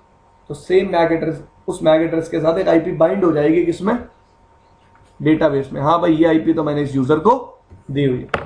अब लेट्स से इस यूजर को आईपी नहीं मिली, थोड़ी देर बाद रिक्वेस्ट तो दोबारा करेगा, फिर ये एंट्री क्या हो जाएगी, उससे नई एंट्री से रिप्लेस हो जाएगी कि हाँ भाई अब मैंने इस यूजर को ये वाली आईपी असाइन कर दी। ठीक है जी, जो भी आईपी होगी। बाय डिफॉल्ट लीज टाइम क्या होता है अगर लीज डिफाइन नहीं किया हुआ तो? लीज टाइम बाय डिफॉल्ट 1 दिन होता है। हाँ जी, इस चीज को डायनामिक नाम दिया गया है कि हाँ डायनेमिक का मतलब तो यह है कि मेरे को आईपी जो मिल रही है वो ऑटोमेटिक मिल रही है, उसमें मैं कुछ नहीं कर रहा। ये जो प्रोसेस है ये बैक एंड पे चल रहा है, इसमें मैं सिर्फ आपको प्रोसेस समझा रहा हूं, आपको इसमें कुछ करना नहीं है, आपको आईपी अपने आप मिलेगा। ठीक है जी, इतनी बात करी हमने बात करी कि डीएचसीपी सर्वर जब मेरी लाइन में होगा तो प्रोसेस क्या चलेगा, डोरा। ये 4 चीजें कैसे काम करती है, डिस्कवर क्या होता है, ऑफर क्या होता है, रिक्वेस्ट क्या होती है, और एक्नॉलेजमेंट क्या होता है। फिर चलो रिक्वेस्ट जब जाएगी वो रिक्वेस्ट हो जाएगी, जब भी क्लाइंट एंड से कुछ जाएगा वो ब्रॉडकास्ट जाएगा। उसको एक बार एक बंदे से रिप्लाई आ गया तो वो उसी को दोबारा नहीं, उसी को ही भेजेगा ना, फिर तो रिक्वेस्ट करेगा। क्लाइंट एंड से कुछ भी जाएगा वो ब्रॉडकास्ट जाएगा, सर्वर एंड से कुछ भी आएगा वो यूनिकास्ट आएगा। मैं बता देता हूँ, कई लोग क्या करते हैं, 2 राउटर के बीच में सेम सिचुएशन देखते हैं, सब कुछ ब्रॉडकास्ट दिखता है, लेकिन अगर आप कंप्यूटर और राउटर के बीच में चीज चेक करोगे, रियल कंप्यूटर और राउटर के बीच में, what you will check there, things are broadcast unicast, broadcast unicast. ठीक है जी, दिस इज द डिफरेंस। अगर एक राउटर ही राउटर से आईपी ले रहा है तो कैसा होगा, ब्रॉडकास्ट ब्रॉडकास्ट ब्रॉडकास्ट ब्रॉडकास्ट। लेकिन अगर एक कंप्यूटर राउटर से आईपी ले रहा है तो कैसा होगा, broadcast unicast broadcast unicast.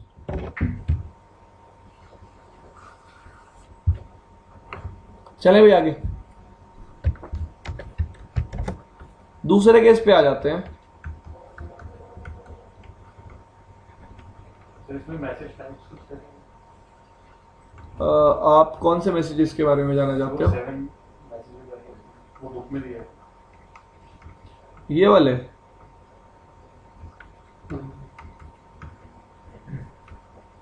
Renew message, release message नहीं, वो डोरा प्रोसेस के वर्किंग के साथ ये ले यार, यही देख लेते हैं, यही है बुक।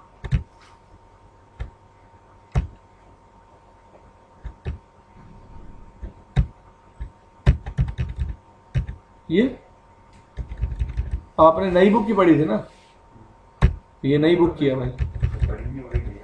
हाँ भाई वही मैं कह रहा हूँ, कहाँ देखा मुझे भी बता दे, मैं भी देख लूंगा।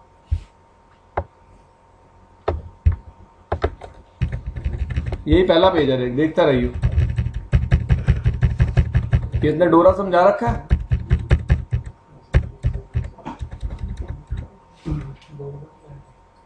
मतलब ये वाले मैसेज देखने के लिए यार ये बुक में नहीं होंगे, ठीक है वो भी देख लेंगे।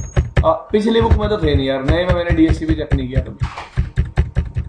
कहाँ है भाई?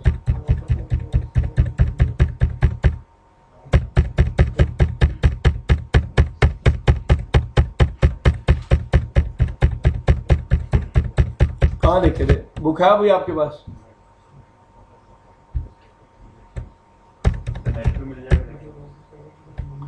यार बात तो मत बदल भाई, मैं कह रहा हूँ मेरे को मैसेज दिखा दियो कहाँ देखे थे।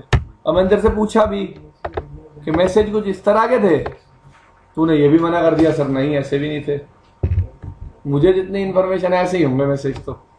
ऐसे 5-6 मैसेज मैंने कहीं देखे हैं, पता नहीं कहाँ से। देख मैं बताता हूँ, टैग भेजता है और फिर वहां से करता है, आपको उसके मैसेज रहते हैं 7 टाइप्स के। बूटस्ट्रैप कोई देखा था नेट पे देखा था। कल, देख के लाई हो यार भाई। 6 मैसेज तो यही हो गए, डिस्कवर हो गया, ऑफर हो गया, रिक्वेस्ट हो गया, एक्नॉलेजमेंट हो गया, रिलीज हो गया। और रिलीज का मतलब क्या होता है? जब एक कंप्यूटर शट डाउन करते हो आप, वो अपनी आईपी रिलीज कर देता है, रिलीज मैसेज भेजते हो सर्वर को, हाँ भाई मेरी एंट्री रिमूव कर दे, अब तू सेम आईपी किसी और को दे सकता है। रिन्यू क्या होता है? मैं चाहता हूं अपनी आईपी को रिन्यू रखना, रिन्यू करना। रिन्यू करने का मतलब it's not like this. Renew का मतलब क्या होता है? खत्म होने का दोबारा से मैं चाहता हूं मेरे सिस्टम को एक आईपी मिल गई, मैं चाहता हूं आईपी को डीएचसीपी सर्वर दोबारा असाइन करें। आप रिफ्रेश मारते हो अपने पेज में, रिफ्रेश मारते हो ना, वही है काम रिन्यू करना। अपना प्रोसेस रिफ्रेश करना कि मैं डीएचसीपी सर्वर को दोबारा रिक्वेस्ट भेजूं, मुझे दोबारा क्या दे? आईपी। और रिलीज करने का मतलब क्या होता है? जो पुरानी आईपी मिली हुई है उसको छोड़ देना, रिलीज कर देना। ये 6 मैसेजेस तो मैंने भी पढ़े हुए हैं यार, एक आधा और याद करूं तो मेरे को कंसोल पे जाना पड़ेगा डिवाइस के।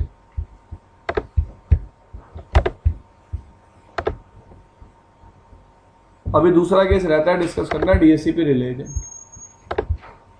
बहुत नींद आ रही है तुझे आज? क्या हुआ? ठीक तो है सब? क्या कर रहा था रात को? हाँ भाई बताओ तो फिर भी।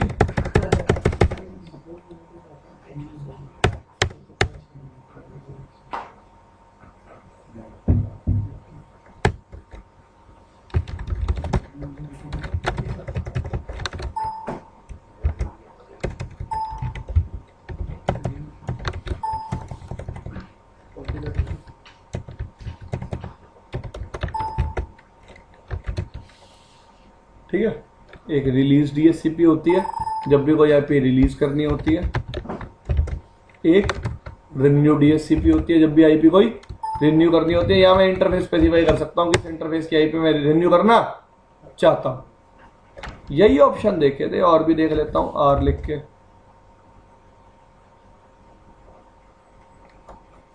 रेडियस तो इसके लिए कमांड होगी, रीलोड कुछ और होता है, रिमोट लॉगिन कुछ और होता है। और जो मैं आपको बता रहा था कि आईपी डीएचसीपी पूल मैंने बनाया किस नाम से? गब्बर के नाम से। ऑप्शन कोड अवेलेबल है जैसा वहां पे ऑप्शन के बारे में बताया हुआ है, जैसा उसने बताया हुआ बुक में। कौन सी फील्ड ऑप्शन की? लेट से देख लेते हैं एक बार। ऑप्शन 43 किस लिए यूज होता है?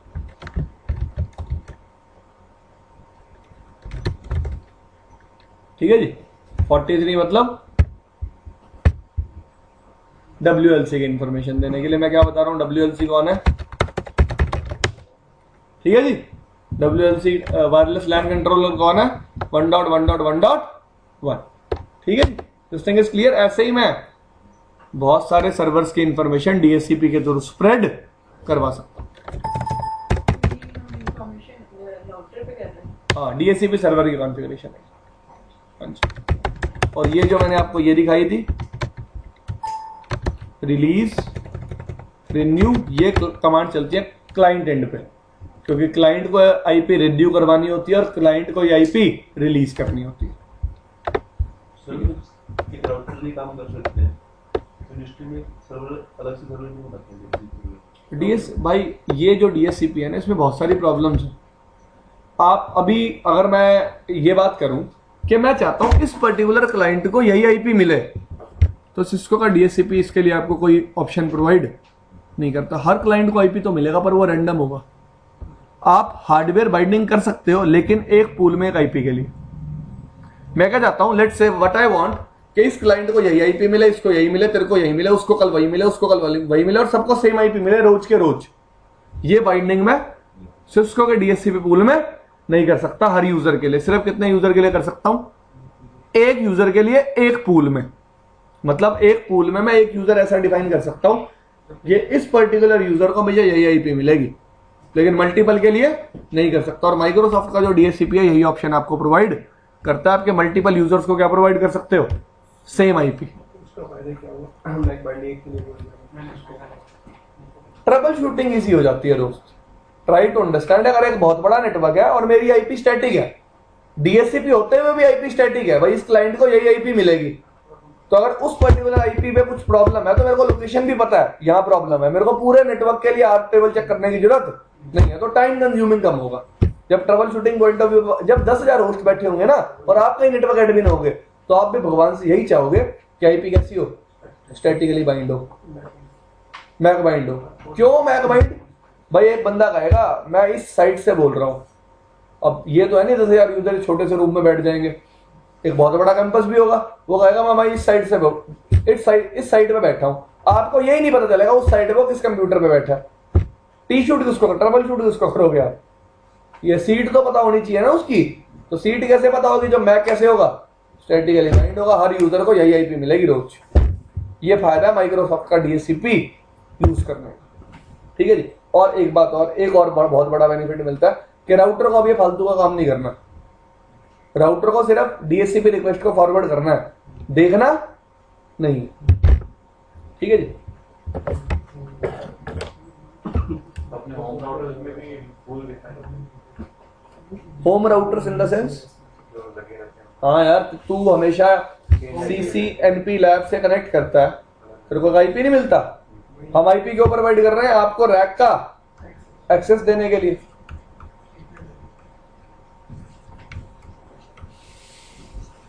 छोटे नेटवर्क्स में डीएचसीपी बहुत बढ़िया चीज है, लेकिन बहुत बड़े नेटवर्क्स में आपको माइक्रोसॉफ्ट का डीएचसीपी लगाना पड़ता है, ठीक है जी। आपने देखा होगा, पढ़ा होगा, मैंने तो कभी नहीं पढ़ा, जरूरत नहीं पड़ी, देखा होगा, ठीक है जी। आगे चलते हैं, दूसरा केस है when DHCP server is not in the same line। अब देखो बहुत आसान है समझना, बहुत ही ज्यादा। ये देखो, ये यूजर था,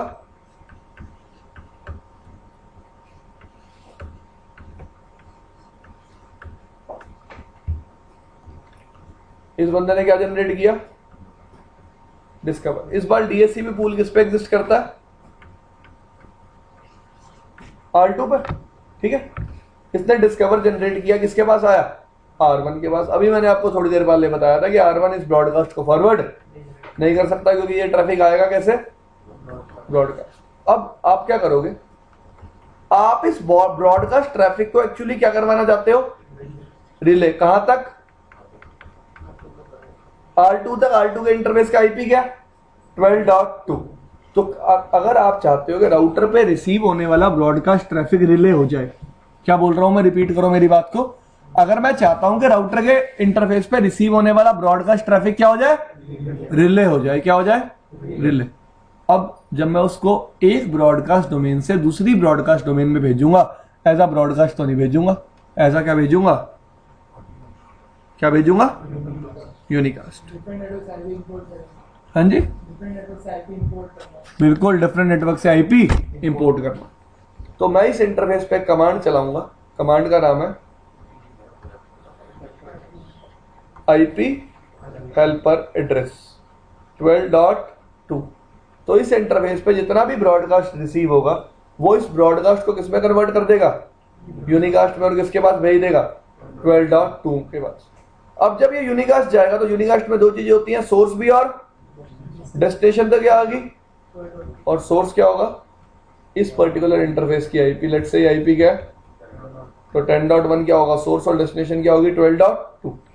अब मेरे राउटर और डीएचसीपी सर्वर के बीच में जितना भी कम्युनिकेशन होगा वो सारा कैसे होगा, यूनिकास्ट। और लैन में अभी भी सब कुछ कैसा ही चलेगा, ब्रॉडकास्ट। देखो कंप्यूटर ने क्या जनरेट किया, डिस्कवर जनरेट किया। डिस्कवर क्या था, ब्रॉडकास्ट। किसके पास गया, मेरे राउटर के पास। मेरे राउटर ने क्या किया, उस ब्रॉडकास्ट को किसमें कन्वर्ट कर दिया, यूनिकास्ट में, और किसके पास भेज दिया, सर्वर के पास। अब सर्वर ने सबसे पहले चीज क्या देखी, मेरे ऊपर क्या डिफाइंड है, एक पूल। हाँ भाई मेरे पास एक पूल डिफाइंड है।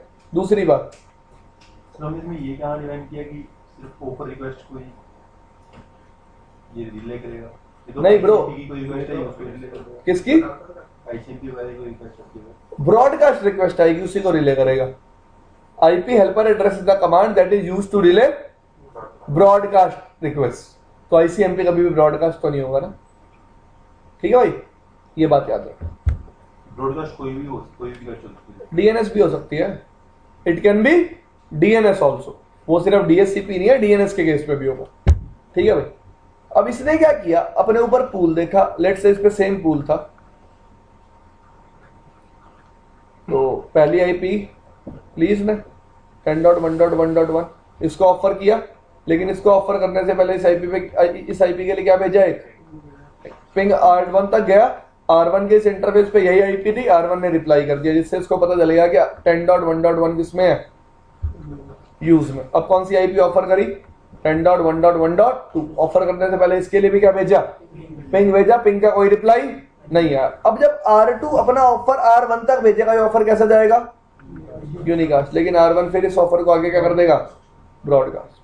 अब ये यूजर फिर क्या भेजेगा, रिक्वेस्ट भेजेगा जो कैसी होगी, ब्रॉडकास्ट, जो कैसी होगी, ब्रॉडकास्ट। ब्रॉडकास्ट थी, राउटर के पास आई, फिर इसने इस रिक्वेस्ट को किसमें कन्वर्ट कर दिया, किसमें कन्वर्ट कर दिया, यूनिकास्ट में, और किसके पास भेज दिया, R2 के पास। R2 ने एक्नॉलेजमेंट दिया R1 तक, फिर कैसा आया, यूनिकास्ट, फिर R1 ने उसको आगे कैसा भेजा, R1 ब्रॉडकास्ट नहीं हो रहा, सॉरी यूनिकास्ट यूनिकास्ट। R1 जब भी आपका ऑफर या फिर क्या भेजेगा, एक्नॉलेजमेंट भेजेगा, ये दोनों क्या भेजेगा, यूनिकास्ट, ठीक है जी, दिस थिंग इज क्लियर।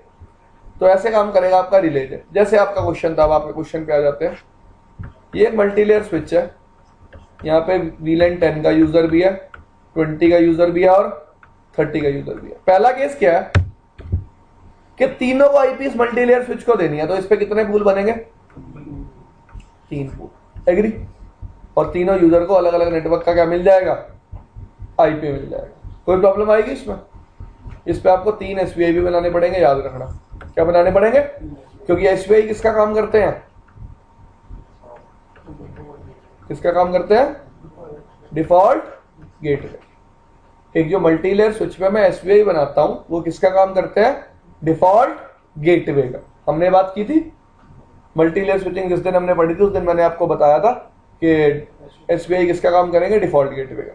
इसमें 3 SPI क्यों बनानी पड़ेगी? एक 10 के लिए गेटवे होगा, एक 20 के लिए और एक 30 के लिए। एक ही गेटवे से नहीं कर सकते। तीनों VLANs अलग है ना, तीनों VLANs अलग है, इसका मतलब तीनों नेटवर्क्स क्या है, डिफरेंट है। तो 3 नेटवर्क के लिए गेटवे भी कितने होंगे, 3, क्योंकि ऐसा रिकमेंडेड है, ऐसा कहा जाता है कि जब भी आप एक VLAN के लिए 2 VLANs के लिए नेटवर्क यूज करो, कैसे यूज करो, डिफरेंट।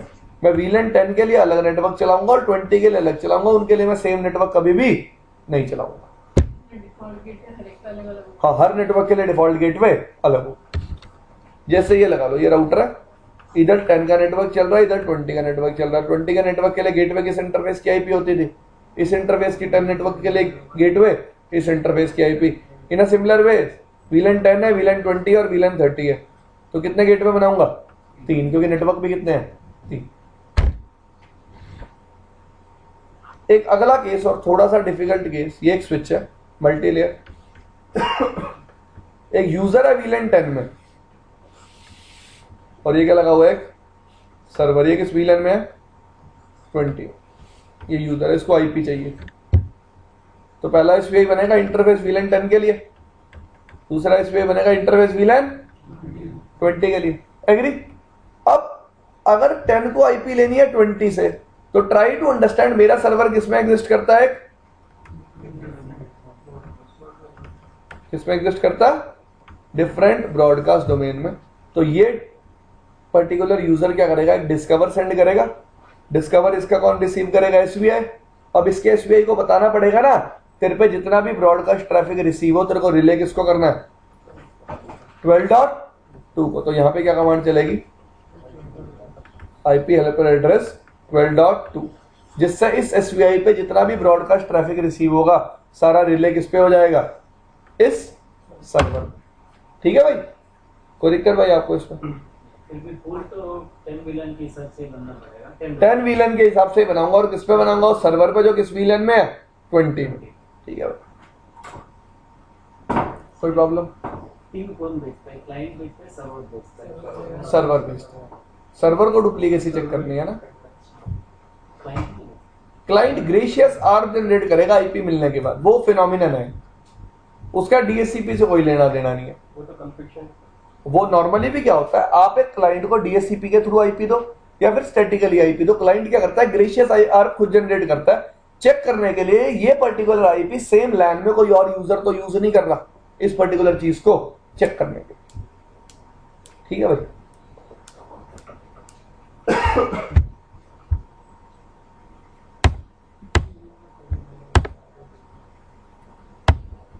तो ये था हमारा डीएससीपी रिले। कल पढ़ेंगे डीएससीपी सपोर्ट फॉर IPv6। तो प्लीज यार, मैं नहीं चाहता कि मेरे को IPv6 आपको शुरू से लेके अंत तक पढ़ाना पड़े, कि मेरे को बिल्कुल स्टार्टिंग से पढ़ाना पड़े। आप IPv6 एड्रेसेस के बारे में कुछ कुछ पढ़ के आना। कुछ कुछ का मतलब बता दूं क्या क्या पढ़ के आना। 4 मैसेज होते हैं, ये मैसेज पढ़ाना बस, बाकी सब कुछ मैं पढ़ा दूंगा। NA, NS, RA, RS, router advertisement, router solicitation, neighbour advertisement, neighbour solicitation. जिसको इन 4 मैसेजेस के बारे में पता है उसको कभी IP वर्जन 6 में कोई प्रॉब्लम नहीं आएगी। पहले हमें इन्हीं मैसेजेस की बात करनी पड़ेगी, फिर हम चलेंगे आगे। ऑप्शन 82 या DSCP स्नूपिंग की बात करेंगे।